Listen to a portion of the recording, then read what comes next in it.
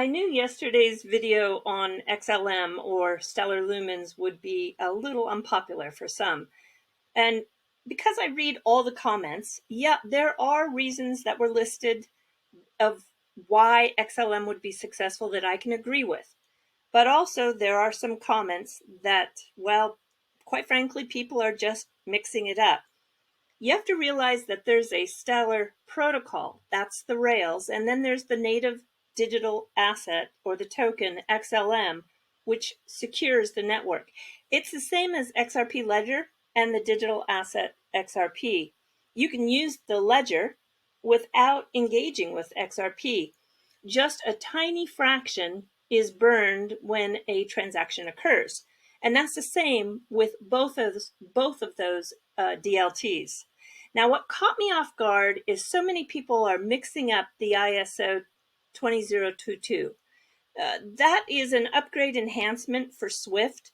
That is a standardization of language, and the opportunity or the upgrade to add more payment data for each transaction. It'll be fully implemented in 2025, and it's the companies that are compliant, not the digital asset. And also, in addition, many people have the opinion that IBM and XLM are still being used. In this video, I do a fairly quick deep dive explanation in 4 minutes and 52 seconds that explains that that project was put to sleep.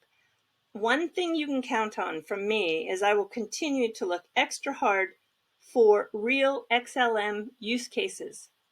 Please watch the video that I clipped from yesterday in its entirety, and you will see that the CEO of the Stellar Foundation is all about payments using stablecoins, and the stablecoins are used for settlement, not XLM.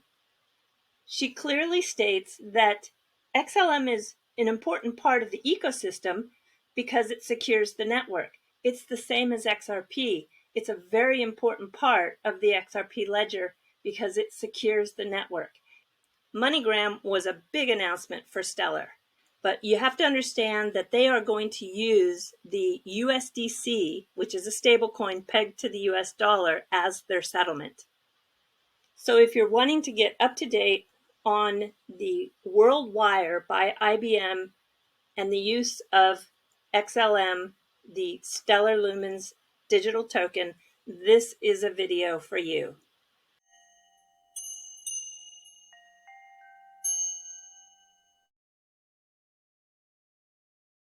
Let's start from the beginning. When IBM took a bold step into blockchain, the first testing of the waters was done in 2018 with Stronghold.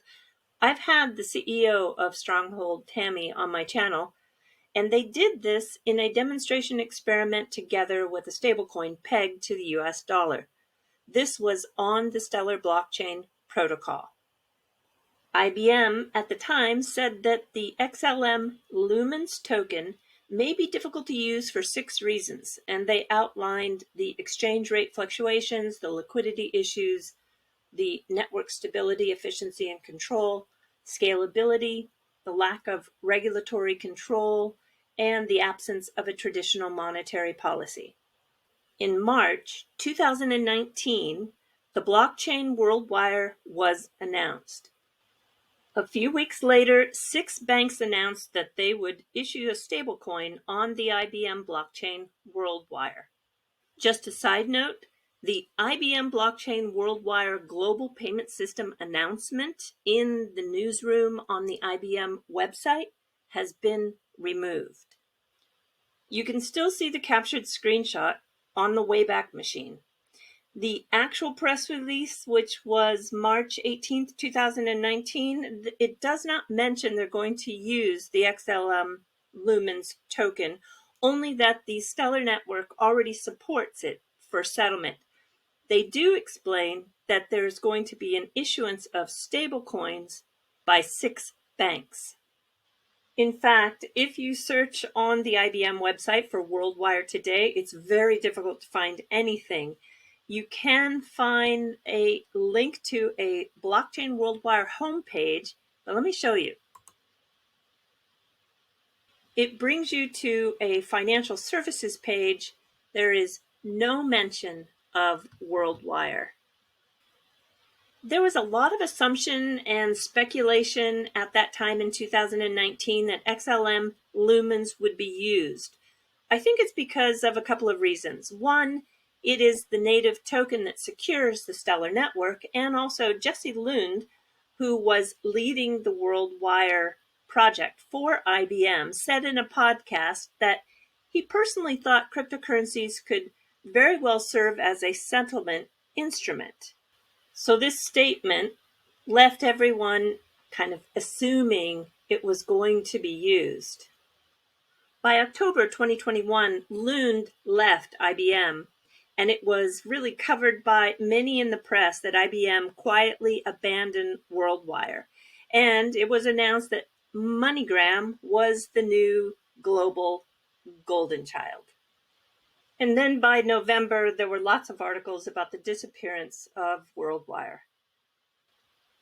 Jesse Lund, by the way, joined the board of a Bitcoin mining firm and is the CEO of Sprocket Financial, a crypto bank today.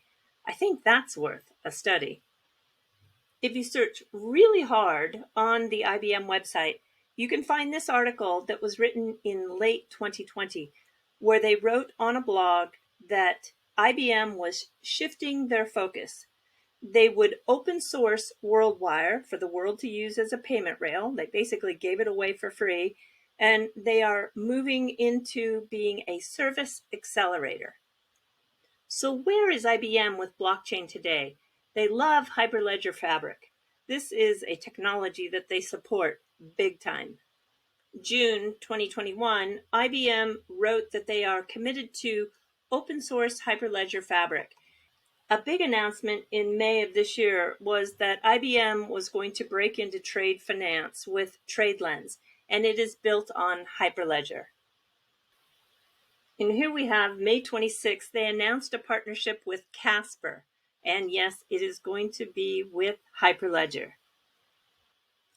For the clients of Casper Labs and IBM, this technology offers an exciting option combining the enhanced security of a private consortium network running Hyperledger Fabric with the public verifiability and open market access enabled by Casper public blockchain capabilities. We're very excited to see what they can create together. I am all about utility because I know eventually speculation is going to take a back seat to utility.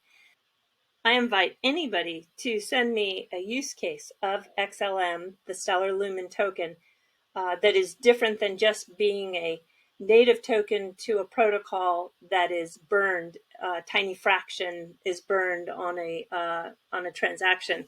I want to see more than that, and that's the utility that I'm looking for. All right, everybody, do take care. Sayonara for now. Bye-bye.